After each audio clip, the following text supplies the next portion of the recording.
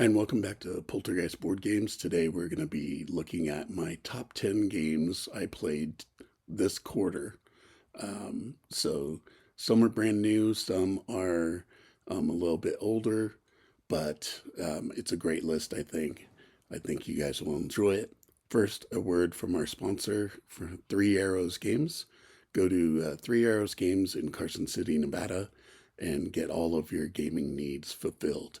They have tournaments every week. Basically, they have Lorcana, they have Magic, they have Star Wars. The new Star Wars set just came out, and they had tournaments going for that. There's, you know, if you need dice or dice towers or sleeves, they have plenty of that. They have a whole new Warhammer section, so check that out. They also have a neat, like once a month, they do a painting thing where you can paint your miniatures, bring them in and paint them, which is cool. And anyways, a great family-owned business, great people, a lot of fun. Carson City, Nevada, Three Arrows Games. Thank you for your support. Okay, so let's get into the top 10 games I played this quarter. Starting at number 10 is a little card game called the Totem game. And it's, basically your card taking game, and you're trying to build the totem pole.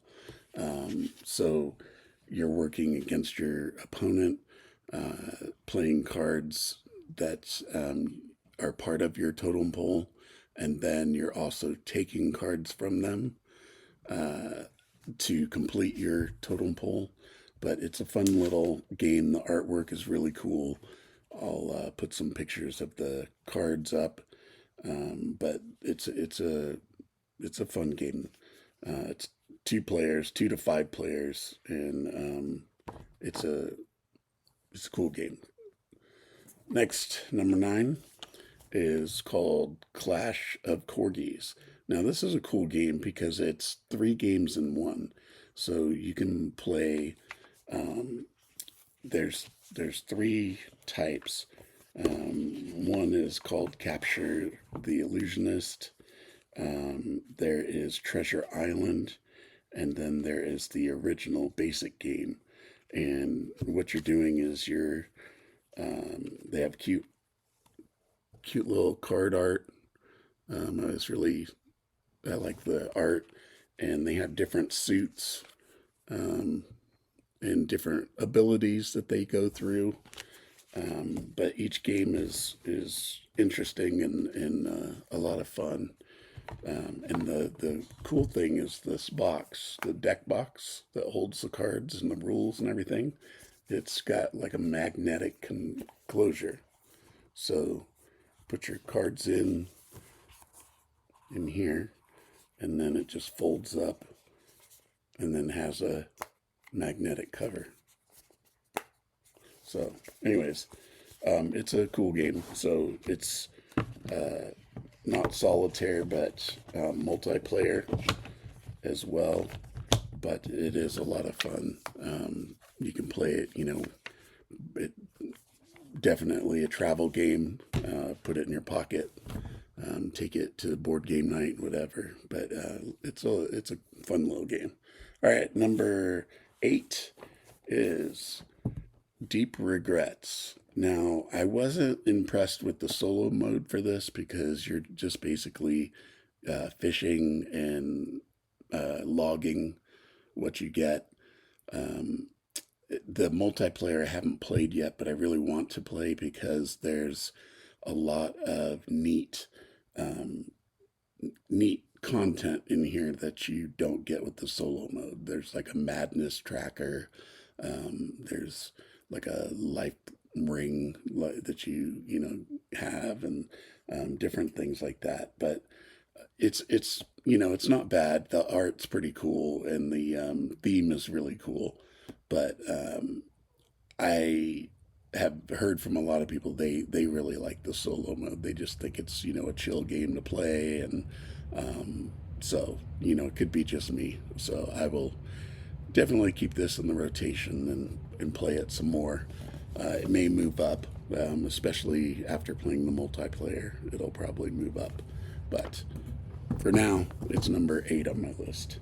All right, number 7 is a neat little game that I saw. It's called Super Boss Monster, and it looks like a Super Nintendo game box, and the pieces in it are like, the cards are like the 8-bit, the 8-bit art. So it's kind of neat. It's like a dungeon crawler kind of game with cards, and but it's a fun game, and it's you can play it solo. It's 1 to 4 players. Only takes like 30 minutes to play, and you're just like adding layers and traps and things like that to catch a monster. But it's also compatible with the original boss monster. So that is number 7. Number 6 is from Mariposa Games, Trailblazer, the Arizona Trail. Now, I got this because I used to live in Arizona, so I thought it'd be cool. I have the John Muir Trail, which I lived in California also, so, now I just need a Nevada Trail, and then I'll have everything. So this one is cool because it's got a lot of really neat art. There's a lot to do in this. It's pretty intense. You can see the let me get it right side. So you can see the art on the cards is really neat. Places you can go. And then look at the board. The board has so much stuff on there to do. It's just, there's a lot on here to do. It's, resource placement, or worker placement, and gathering resources and things like that. But it is a cool game. It is also you can play this solo. The first one didn't have a solo bot. This one does. It's just cards that tell where the opponent will move. But it's 1 to 4 players. Takes like 40 to 150 minutes. But the artwork is really, really nice on it. I enjoyed it. So that is number 7. 6. Number 6. Number 5. This is a cool game I saw that attracted me by the art, really got me. It is Conservas. It is a tinning. You're like a tinning company, and you go out and you fish, but you have to be careful that you don't overfish because you have a limited supply that you can catch, and you can turn those fish into either you can tin them or you can use them to buy upgrades for your fishing. But you have boats. You can buy multiple boats, and they have a certain catch limit, and they have an upkeep cost. But this game is a lot of fun. And it doesn't take long to play at all. It's a solo game. It takes 20 minutes to play, but look at the art on there. I'll post pictures of the cards so you can see it better. But the art is really cool. That's what got me. I think, and the contrast of color is really neat. So Conservas, really cool game.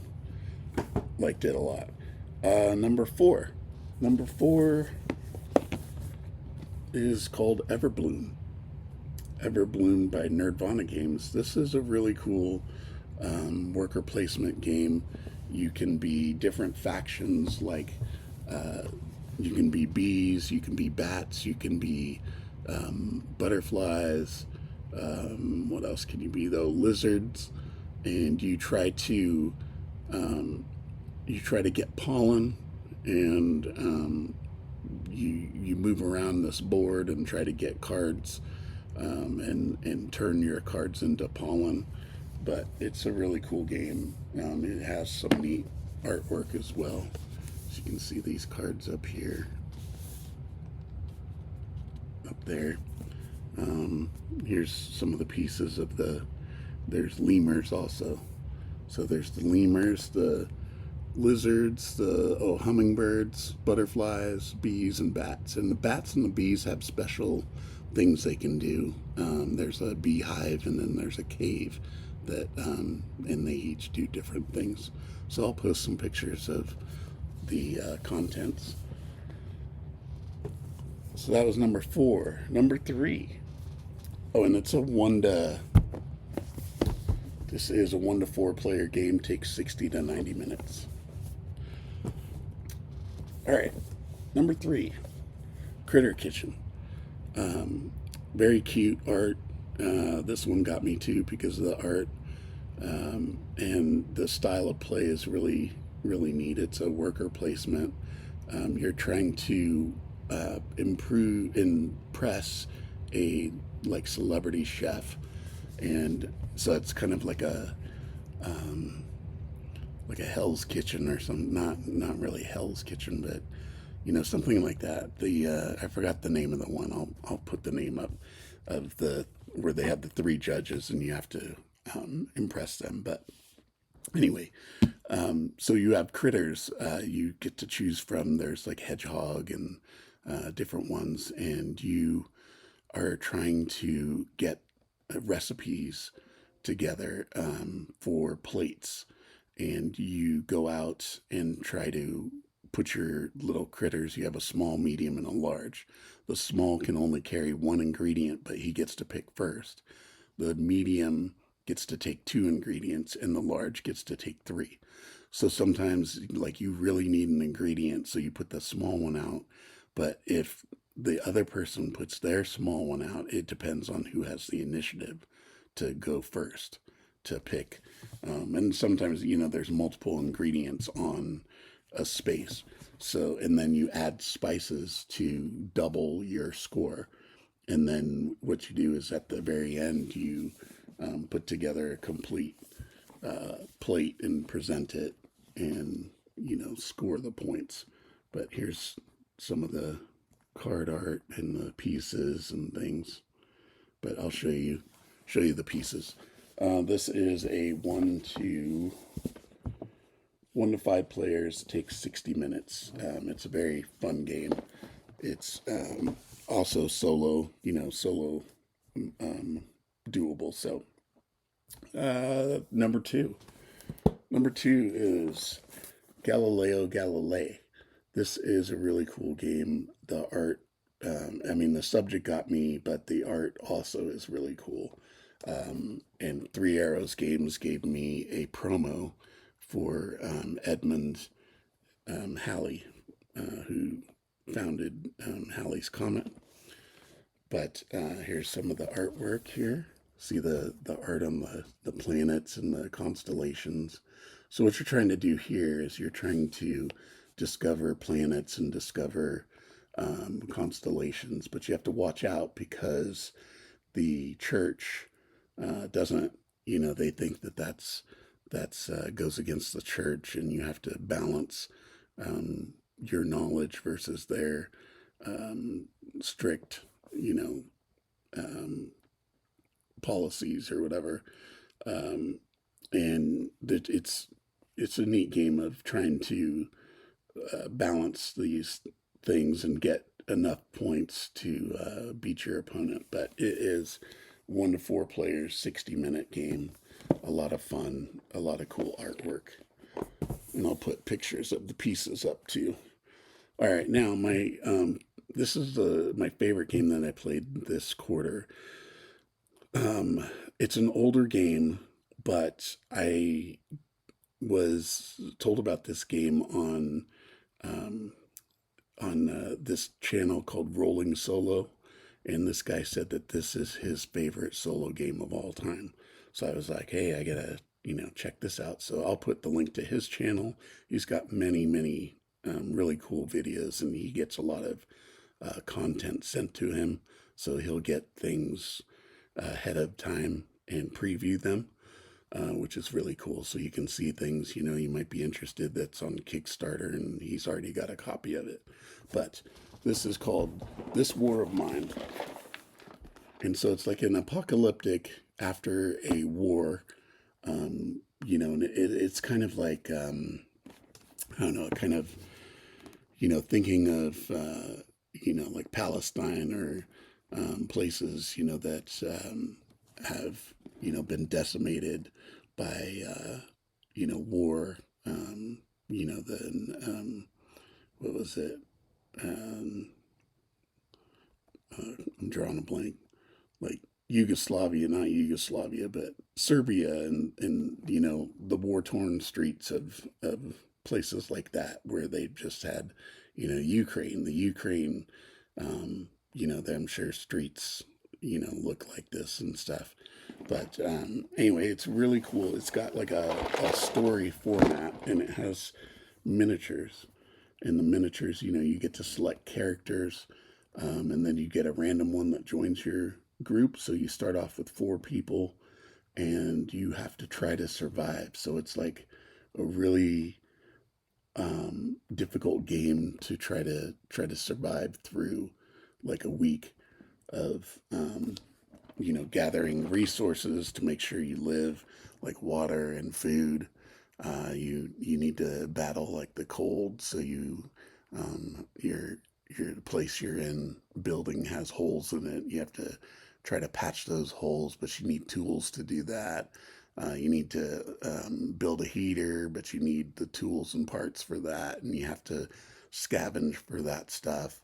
And then but it's you start off in the building, and there's places to uncover. There's like walls to knock down, and you get scavenge things in there. And but it's a really cool game. And then it has a lot of, each character has like a story, a backstory, and there's a book that they give you, and you read passages out of it that kind of fill in their backstory, and tell the story, kind of.